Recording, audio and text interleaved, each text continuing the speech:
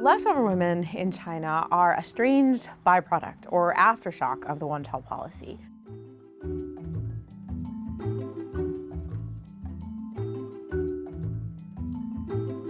Given China's traditional preference for boys, you have a surplus of boys, mainly concentrated in rural areas of China where parents were most keen to have a boy because they needed him for the farm, and tradition just also weighed a bit more heavily and they wanted a son. There were girls born under this period of time, and they happened to be born primarily in urban areas where parents were a bit more open-minded, and they said, all right, we've got a daughter. We're gonna raise her as if she were a son. So we're going to give her every opportunity to study and achieve, and we're gonna push her hard to bring honor to our family. And as a result, you have China's first generations of only daughters who are this kind of very fine silver lining of an otherwise kind of very gruesome cloud of a one-child policy, who got access to unprecedented opportunities. Before, when young people lived closer to their parents, they had that network of parents and relatives who could constantly supply them with a pool of potential matches to consider and ultimately get them married. People are moving away further from home to study and to work, which means that that network doesn't stretch as far. There are Chinese dating apps. Some of the more established ones are more marriage-minded. You have other dating websites that are more hookup-minded. I mean, there's a variety.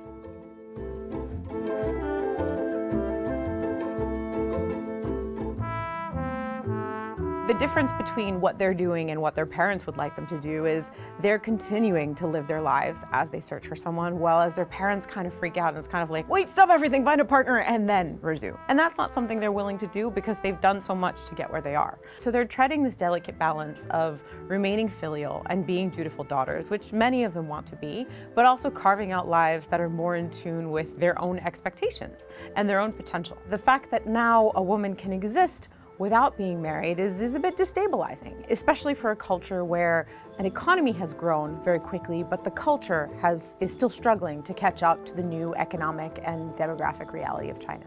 There is bling in China, there is money in China, and that's all a part of the tremendous economic growth that the country has seen, and it's remarkable to see that women have been a part of it. And a lot of the women who are China's self-made female billionaires were born during the Cultural Revolution. That's a very special time in China. Allowing these women to work and achieve their full professional and earnings potential will be good for the country going forward. Who else is going to be having babies for China if not it's women? So you need to, first of all, not call them names. That would be a good start. And then think about changing attitudes towards them, giving them more forgiving timelines for marriage and motherhood, and also from a professional perspective, make it possible for them to pursue a professional career and also have a rewarding family life.